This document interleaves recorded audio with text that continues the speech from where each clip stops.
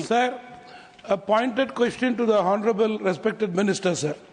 What is the long-term plan for the Government of India on the safety and livelihood of our fishermen, sir? Even last week, sir, the Government of India called fishermen from Tamil Nadu and they had a meeting, sir. I only want to tell the Minister there should be a concrete step so that fishermen livelihood are safe. Honorable Minister. Sir, the long-term plan rests on two initiatives, not of my ministry, but one of our other ministries, sir. One is the Pradhan Mantri Matsya Sampada Yojana. It has an allocation of 20,050 crores.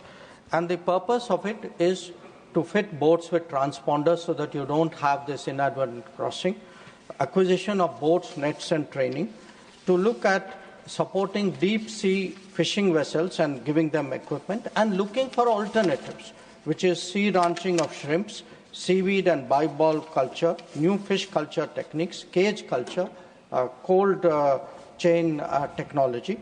There is also, sir, a fund called Fisheries Aquaculture Infrastructure Development Fund, FIDF, which has an allocation of 7,522.48 crores. So between these, the idea is to provide alternatives. But to do this, sir, we need, certainly the union government is taking the lead, but we need the cooperation of the state government. We need the fishermen's committees also to cooperate with us so that there is an understanding of what it is which will minimize the risk to our fishing community. Shri Ashok Chavan. Thank you, Chairman, sir, for allowing this supplementary. Chairman, sir, this issue of detention of Indians, not only in the case of fishermen, but generally we observe that Indians who are going abroad, recently I am just quoting a small incident which, of course, not relevant to the immediate question which has been asked, that from Basmat Taluka of Maharashtra, a person who had gone to Iran was illegally detained there for no rhyme or reason. For about 1 month, his relatives were not aware where he is, whether he is alive or whether he is dead. And we had to literally pursue this case, and then he was sent back to India. There was no reason for why he was detained. There were no records maintained in the prison where he was kept, and for no rhyme of reason, then they simply had to send him back.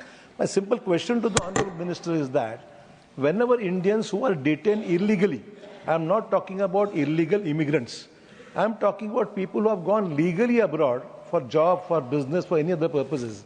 If they are detained in any country, immediately his relatives establish some mechanism set up by the ministry that his relatives are immediately informed that so-and-so person has been detained in this country for whatever reason it is.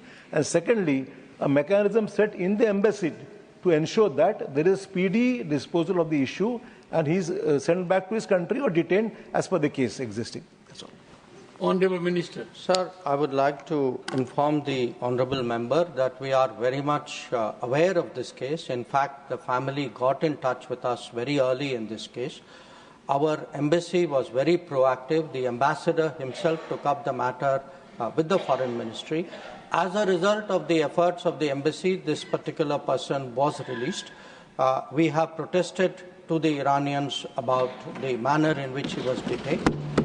So we certainly want the House, sir, to be aware, the Indians travelling abroad to be aware that the government does everything to make sure that they are safe and secure. We advise people whenever they go to any country, if they are going to live in that country, to register with the embassy, because we need to have their contact points. But in this particular case, for example, it was a casual traveller. He was not resident out there, but nevertheless we intervened in a very, very forceful manner.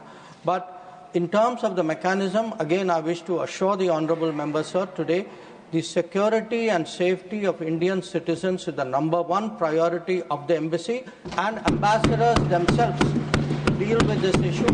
So when you have the ambassador looking at it, I think the entire embassy mechanism is at the disposal. Question number 289, Shri Brajlal. Honourable Minister. उत्तर सभापत्र पर रख दिया गया। Supplementary number 1 Shri Brajlal. सभापति महोदय, मैं आपके माध्यम से सरकार से जानना चाहता हूं कि न्यूक्लियर ऊर्जा के माध्यम से स्वच्छ और सतत ऊर्जा समाधानों को बढ़ावा देने के लिए न्यूक्लियर ऊर्जा क्षेत्र में अनुसंधान और विकास के लिए Honorable members, one second. I appreciate your concern, but since we are guided by some rules, if you want a further discussion, send a communication. I will have it structured. Sanjay Rao ji, I will have it structured. I have not received, I said yesterday, I have not got anything on my table. One sec, please, take your seat. Take your seat. Sanjay ji, take your seat. Please take your seat. Sanjay, take your seat. I have not received any communication for any formal discussion so far on any issue on my table. The moment it comes, it will receive my earnest attention, Honorable Minister. पूरा हुआ sir. Supplementary 1. धन्यवाद chairman sir. मैं आपके माध्यम से सरकार से पूछना चाहता हूं कि न्यूक्लियर ऊर्जा के माध्यम से स्वच्छ और सतत ऊर्जा समाधानों को बढ़ावा देने के लिए न्यूक्लियर ऊर्जा क्षेत्र में अनुसंधान और विकास के लिए कोई निधि निर्धारित और जारी की गई है? यदि हां, तो संबंधी ब्यौरा क्या है? माननीय मंत्री जी। सभापति महोदय, माननीय सदस्य ने बड़ा महत्वपूर्ण